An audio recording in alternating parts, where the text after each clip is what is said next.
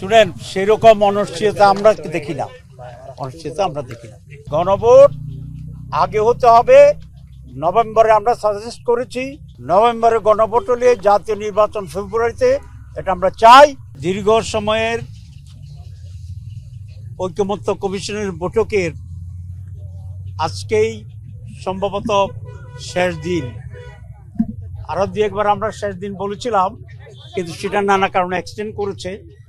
যেহেতু আজকে সভাপতির সভাপতিত্বে এই মিটিং শেষ হয়েছে, এটা শেষ দিন। এই দিনে আমি আপনাদের সবাইকে ধন্যবাদ জানাচ্ছি দীর্ঘ আপনাদের সার্ভিসের জন্য।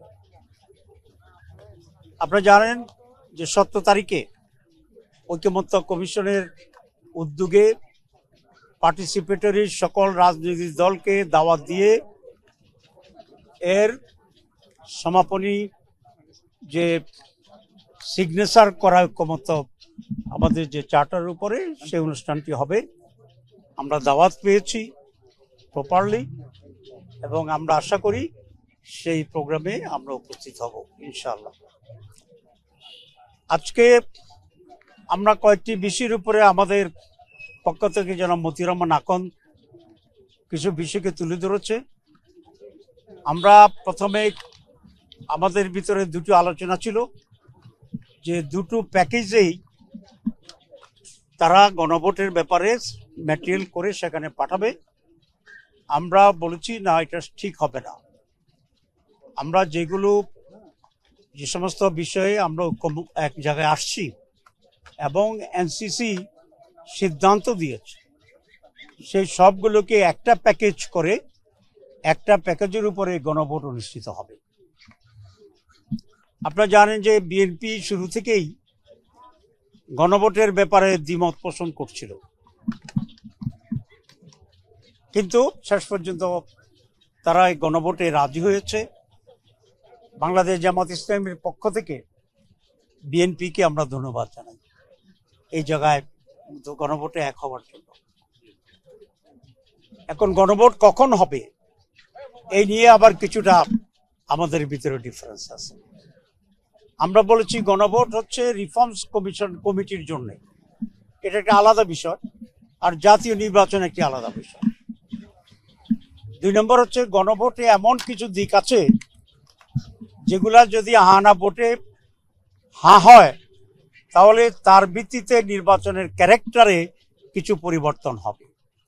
যেমন upper house PR system by voters, not by the MPs, এই ব্যাপারেই কমিশনের আমরা সকলেই সিদ্ধান্ত গ্রহণ করেছি, আমরা একমত হয়েছি। সুতরাং নির্বাচনের আগেই এই সিদ্ধান্ত জনগণের কাছে পৌঁছতে হবে এবং সেই সিদ্ধান্তের আলোকে জাতীয় নির্বাচনে আপার হাউসের ভোট হবে। যদি এটা নির্বাচনের দিনেই হয়, কেউ কেউ চাচ্ছে নির্বাচন দিনে একসাথে, তাহলে আপার হাউস তো নির্বাচন দিন পর্যন্ত আর পাশ হইল না, হানার জন্য অপেক্ষাতে হয়ে গেল। তো হানা যদি আমরা বলি যে হ্যাঁ হয়েছে, তাহলে কি একটা আবার নির্বাচন হবে আপার হাউসের জন্য? এটা একটা উদ্ভট টাইপের আলোচনা। কেউ কেউ বলছেন যে লোয়ার হাউসে যে ভোট পাবো আমরা, যদি হানাতে জয় হয়, সেই প্রপোর্শনে আমরা আপার হাউসকে অ্যাকসেপ্ট করে নেব এবং সেভাবে ডিস্ট্রিবিউশন হবে। এখানে বিষয়টা হবে সন্তান জন্মের আগেই কাপড় চোপড় কিনে ফেলার মতো অবস্থা, কারণ যেদিন ভোট হবে সেদিন পর্যন্ত তো আপার হাউস নাই, কিন্তু আপনি আপার হাউসের ভোট দিচ্ছেন। তো সেই জন্য নাই যেটা, সেটার উপরে ভোট হয় কি করে? রেট্রোস্পেক্টিভ যদি ইফেক্ট দিতে বলেন, তাহলে সাংবিধানিকভাবে এখানে জটিলতা হইতে পারে, কারণ যেটা অস্তিত্ব নাই সেটার উপরে আগে ভোট, যেটা আমরা বলি গাড়ির আগে ঘোড়া জুড়ে দেওয়ার মতো অবস্থা, ঘোড়ার আগে গাড়ি জুড়ে দেওয়ার অবস্থা। সেই জন্য 2 সমস্যা হবে।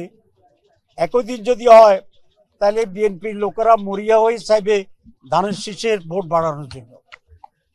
আমাদের জামাত ইসলামীর লোক বা অন্য দলের লোকেরা তার স্ব মার্কা, জামাতের পাল্লা মার্কায় ভোট দেওয়ার জন্য জানছেন। ঐকমত্য কমিশনের ব্যালট আছে কি না এটা দলীয় লোকদের আর মাথায় থাকবে না, কারণ যে কোনোভাবে জিতে হারার প্রশ্ন আছে। আমরা তো ভোট করছি, ইলেকশনের দিন ক্যান্ডিডেটেরও মাথা ঠিক থাকে না, সমর্থক ভোটারদেরও মাথা ঠিক থাকে না।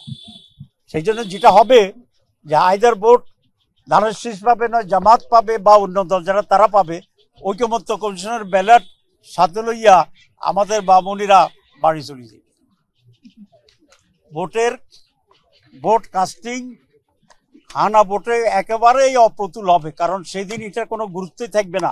আপনি এটা জিত হা হোক না জিতুক, এটা যারা ভোটার আসবে, প্রার্থী আসবে, কর্মীরা আসবে, এদের এটা কোনো দিন কনসার্নই থাকবে না। সেই জন্যই আমরা বলেছি যে গণভোট আগে হতে হবে। নভেম্বরে আমরা সাজেস্ট করেছি, 2টা গণভোটের নজির আছে, 17 দিন হয়েছে, 21 দিন হয়েছে। নভেম্বরে গণভোট হলে জাতীয় নির্বাচন ফেব্রুয়ারিতে, এটা আমরা চাই, এবং 2.5 মাস তখন সময় থাকবে, দুটো একসাথে প্রস্তুতি চলবে। It's possible. সুতরাং এটা আমাদের দাবি। আর ওয়ান প্যাকেজ যেটা আমরা বলেছি ফর হানা ভোট, এই কন্টেন্টস থাকতে হবে, এটা আমরা বলেছি, এবং আমরা যদ্দূর আমাদেরকে বলা হয়েছে ঐকমত্য কমিশন সেইভাবেই এখন অগ্রসর হচ্ছে। 17 তারিখে আমরা আশা করি যাব, এবং সিগনেচারের ব্যাপারে তো প্রশ্ন করবেন কিনা, তো সেই প্রশ্নের জবাবটা দিয়ে বলতে চাইতেছি যে মাত্র 1 দিন বাকি আছে, ওই দিন গেলেই ইনশাল্লাহ দেখে ফেলবেন।